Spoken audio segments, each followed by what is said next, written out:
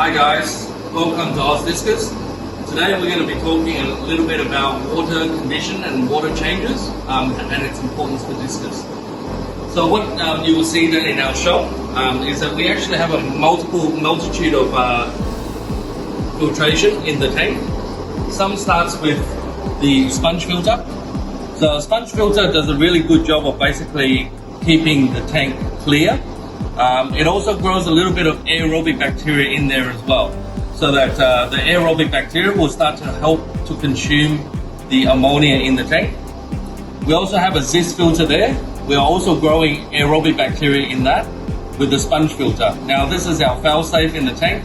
If the sponge filter ever lifts up, we've got a zest filter that suction cup to the tank that will produce air for the actual tank usually during evenings or anything like that. The more important thing about this ecosystem that we have here is the marine pure block. It's nice and thick, the marine pure block, so it allows beneficial bacteria to grow inside the actual pores of the marine pure. So when we're doing water changes, we can actually reduce the water down to 90% and refill this back up without any issues to the actual tank itself. It does take a long time to build up on anaerobic bacteria, and we've actually been growing this now for between 6 to 9 months. Which allows us to do so. This will actually help to consume, it's the only product that's available in the market that will actually help to consume nitrate from the water system. Now we can see that usually we can get away with even up to a week of non-water change. When we do the water change, we do it as large as possible so that we can keep the nitrate at bay. However, if we really wanted to give optimum for the fish, we want to keep nitrate below 20 ppm. So we do water changes every 2 days in the shop here. The other thing that we also do as well is that we tend to overstock our tanks, and that's why we've got a requirement to actually do a few more water changes in the shop. Now, very simple. Most people tend to forget about doing water change because it becomes too hard for them. And that's usually because they're siphoning the tank, or they've got gravel in the tank, they've got to siphon out as much of the waste as possible. And that can actually be a lot of work for people, especially if they're carrying buckets. So that's one area of consideration for you, is to look at reducing the amount of work that you have to do. That's why a lot of people tend to prefer to use bare bottom for their Discus tanks. If you can actually think about a way that you can have the siphon of the water, or the draining of the water in a simple manner. For example, a hose or a pump. That will allow you to not give any excuse to yourself to not do the water change and be vigilant with water quality for Discus. Now, in our system, we've actually connected a drainage hole here with a drainage cover. What we do, we simply turn the knob to our ball valve and water starts to drain from the system.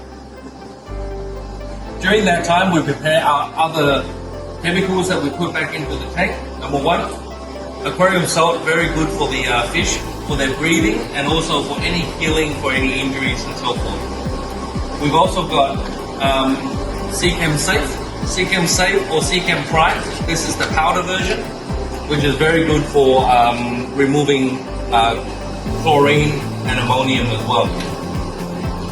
The other thing that we do tend to add to our tank is a product called Fish V. Fish V will actually add all the vitamins and nutrients back into the water. We sell this in the shop here in a 50ml bottle. It's very economical to use. It's 1 drop per 100 litres. We tend to find that the Discus have more vibrant colours, they eat better, and generally just good health for them. Another product that matches the Fish V product is the Easy Life Google. We tend to use Easy Life Google for when we're treating fish and we want them to recover quicker. Fish V, however, is a great product to use just for simply maintenance on a daily basis, or whenever you do water changes, just to add back a little bit of vitamin into the water column itself. So as you can see here, we've almost drained 70% of the water. We're going to keep going with this until we get to about 90% where the outflow of the water is. We've prepared 1 cold water, tap water, and 1 warm water. Now both of these will be straight back into the tank itself. A lot of people have asked us, can we use tap water? And this is to show you guys that we do use, in fact, tap water in the shop and not water that has been left in a bucket or RO system. Most Discus nowadays are actually born and bred in tap water at the farms, so they're very used to having fresh tap water back into the tanks. So I'm just going to turn these on now. And you can see we're adding direct tap water, one that is has been heated up and one that is not heated up. And because we have winter here, the heated water will ensure that we keep the temperature at its optimum level for the fish. Now, it's important whilst that is filling the tank to add a little bit of Seachem Safe into the tank. That is more than enough already for 160 litres. Seachem Safe is very, very strong. We add a cup of aquarium salt into the tank, and we also add, this is 160 litres, so we're going to add 2 drops of fish feed into the tank. Now we're just going to wait for this to fill back up.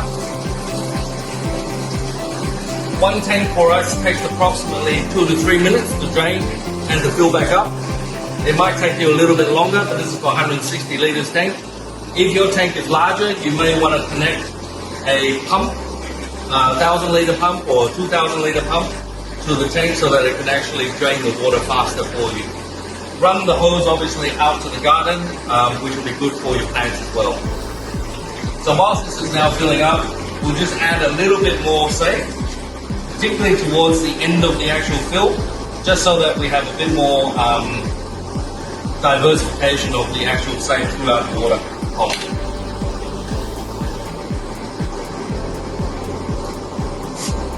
So there you go, guys. This is how we do water change in the shop here.